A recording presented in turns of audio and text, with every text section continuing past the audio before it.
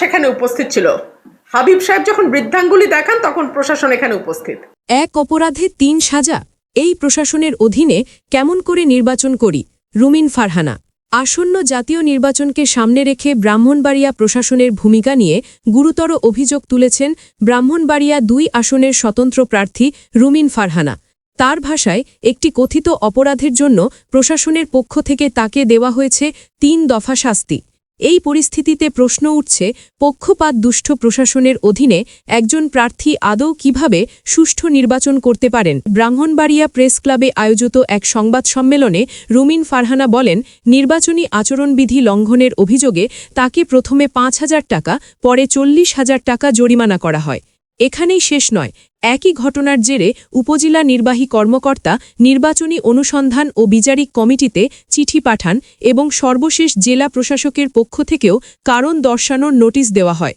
তার প্রশ্ন, একটি অপরাধে কিভাবে একাধিক জায়গা থেকে বারবার শাস্তি দেওয়া হয়? তিনি অভিযোগ করেন, সরকারি চিঠি তার হাতে পৌঁছানোর আগেই সামাজিক যোগাযোগ মাধ্যমে ভাইরাল হয়ে যায়, যা প্রশাসনের গোপনীয়তা ও নিরপেক্ষতা নিয়ে বড় প্রশ্ন তৈরি করে। রুমিন ফারহানার দাবি, সরাইলের ইসলামাবাদে কোনো জনসভা নয়, একটি ছোট উঠান বৈঠকে প্রশাসনের হস্তক্ষেপ ঘটে এবং বৃদ্ধাঙ্গুলি প্রদর্শনের যে অভিযোগ আনা হয়েছে তা সম্পূর্ণ মিথ্যা ও ভিত্তিহীন। তিনি আরও বলেন, অন্য প্রার্থীর কর্মীদের উস্কানিমূলক ও নারী অবমাননাকর বক্তব্যের সময় প্রশাসন নীরব থেকেছে, অথচ তার ক্ষেত্রেই কঠোরতা দেখানো হচ্ছে। এতে প্রশাসনের নিরপেক্ষতা নিয়ে জনমনে গভীর সন্দেহ তৈরি হয়েছে বলে মন্তব্য করেন তিনি। রুমিন ফারহানার স্পষ্ট প্রশ্ন, যেখানে প্রশাসন আগেই পক্ষ নিয়ে ফেলেছে বলে তার অভিযোগ, সেখানে তিনি কিভাবে ন্যায়সঙ্গত ও সুষ্ঠু নির্বাচনের আশা করবেন? এই বক্তব্যের মাধ্যমে শুধু একটি প্রার্থীর ক্ষোভ নয়, বরং পুরো নির্বাচনী ব্যবস্থার বিশ্বাসযোগ্যতা নিয়েই প্রশ্ন তুলে ধরেছেন তিনি। অন্যদিকে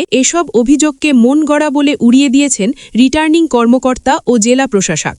তার দাবি, আচরণবিধি লঙ্ঘন হলে যে কোনো প্রার্থীকেই কারণ দর্শানোর নোটিশ দেওয়া একটি নিয়মিত প্রক্রিয়া। তবে বাস্তবতা হল, এক অপরাধের ৩ দফা শাস্তির অভিযোগ এখন শুধু একটি নির্বাচনী বিতর্ক নয়, বরং প্রশাসনিক নিরপেক্ষতা ও গণতান্ত্রিক প্রক্রিয়ার স্বচ্ছতা নিয়ে নতুন করে আলোচনার জন্ম দিয়েছে।